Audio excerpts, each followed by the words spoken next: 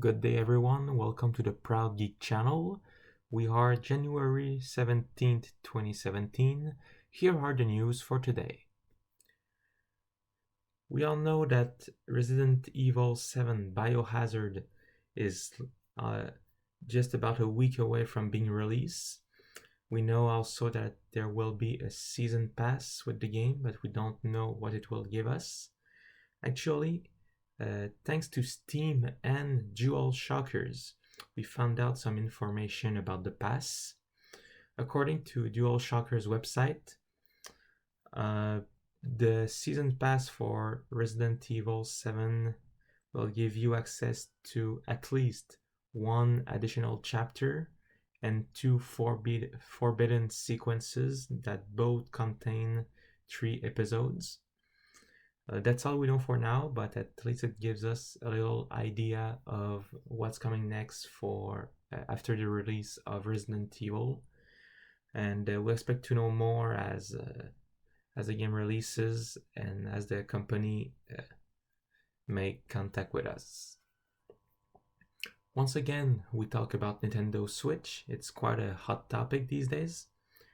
It was confirmed that the Joy-Con grip that holds your 2 controllers when you're playing in TV mode will not act as a charger for the controllers.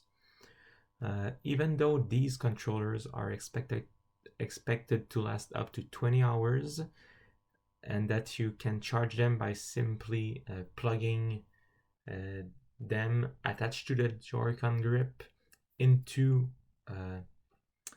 the Switch unit. If you want to really have a grip that will charge your controllers, you will have to buy it as an extra accessory to the cost of $30 US. It was not specified by Nintendo during the conference. Neither was it said that the Joy-Con would last 20 hours.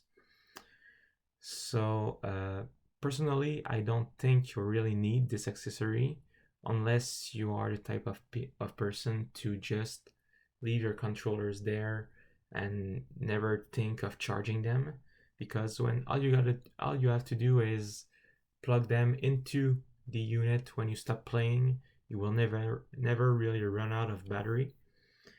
So it would have been nice to have known it right from the start, but still, if you're not this kind of really lost person, I don't think you will even need to buy the accessory. Still about the Switch, we don't know much yet about its capability, but don't worry about the storage capacity. Even though you only start with 32 gigabytes of memory inside the consoles, you can add micro SD cards up to 2 terabytes. We know that 2 terabytes micro SD cards are either inexistent or just really hard to find. It's also true that Nintendo games don't need as much space on a hard drive than games from Xbox and PlayStation, but the fact that they build the micro SD port to support up to 2 terabytes means that Nintendo is looking forward into the future when you can actually buy these gigantic storage cards to put a lot of game. But if you're like me, you probably like to buy your games in a physical way with a box, and so you won't really have storage problem if you do that.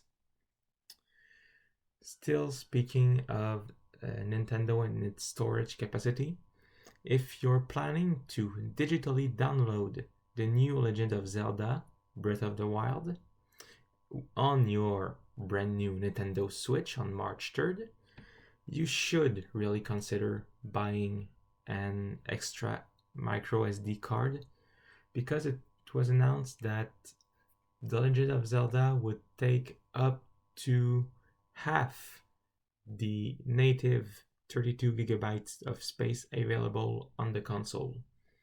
So you have 32, you remove 16, which means that you will have space for maybe 2 more games. So if you download your game, you really need an extra micro SD card.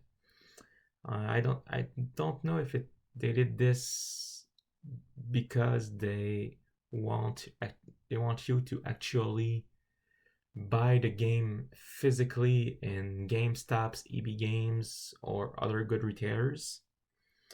But it also seems that Nintendo doesn't really learn from its mistake.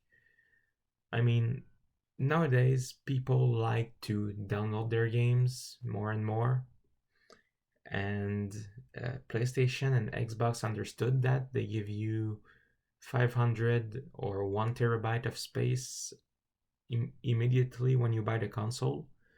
But Nintendo, I don't know what they're thinking.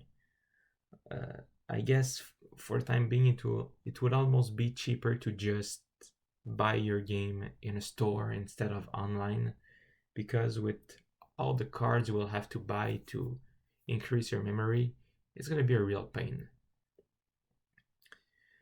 And we finish with Star Wars.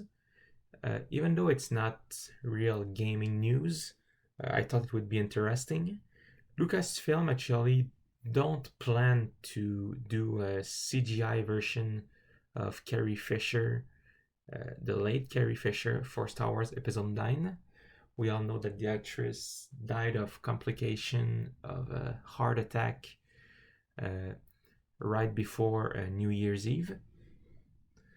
Lucasfilm actually say that they cherish her memory, that they will try to find some other way to do Episode 9, because we knew that she had completed her work for Episode 8, but she was due to have an even bigger role in Episode 9. So what actually will they do? Will they just rewrite the script? Will they just cut her completely and try to use the same story somehow? We know that Star Trek did it really well with the late Leonard Nimoy, even though he wasn't really supposed to be there to begin with. So I'm kind of curious to see what they will do. Star Wars Episode 8 is coming out in theaters this next winter, and I guess we will just see how Episode 9 unfolds. It's not before at least 2 years, so they have time to think about it. And that's it for today's news bulletin. I thank you for watching. If you enjoyed this video, please subscribe to my channel. You can also follow me on Twitter and Facebook.